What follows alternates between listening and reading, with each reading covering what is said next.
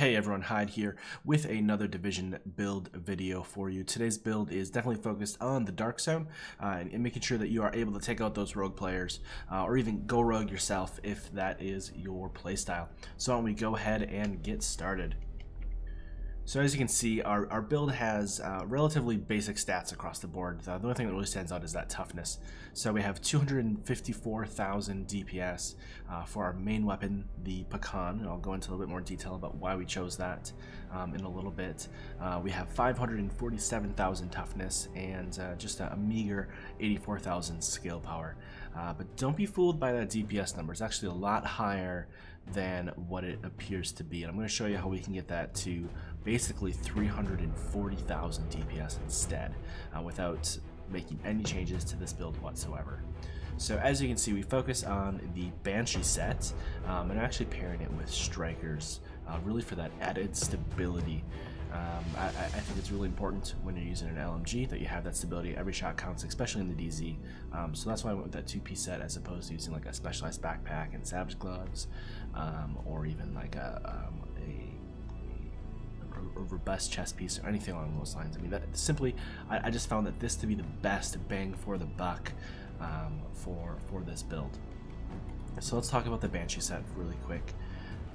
What we have here is 2-set bonus, looted DZ funds. Always a good thing, nothing too major though. But the big bonus here is we get an extra 10% damage to targets outside of cover. So as you know, in PvP, people aren't sitting in cover, so that's an extra 10% damage boost right there. Okay. In addition to that, if you are not rogue and you are hunting rogue players, your damage is increased by an additional 10%. So now we're up to 20% damage boost overall. And if we look at the pecan, it has an extra 12% damage to targets outside of cover as well. So we're actually adding a 32% damage boost, which brings our grand total to 339,000 DPS. So what you're seeing actually, even though it says 254, that's not accurate. It actually boosts it to 349. So this build as a whole, 349 DPS, 547,000 toughness, and 84,000 skill power. The only weakness that I have with this build is your heal. It's pretty weak. So if we look at the overheal here, it only heals you for a meager 89,000, which really isn't a lot in the grand scheme of things. It's basically 1 bar. That's it. While granted that 1 bar is for you is a lot stronger than other people, still it's not that great. So if you can, definitely stack your performance mods on your inventory, or on your gear rather, to be plus self-heal. As you can see, I have a pulse duration one and then a self-heal in this one, which the 6% isn't that great. Gotta get a better one.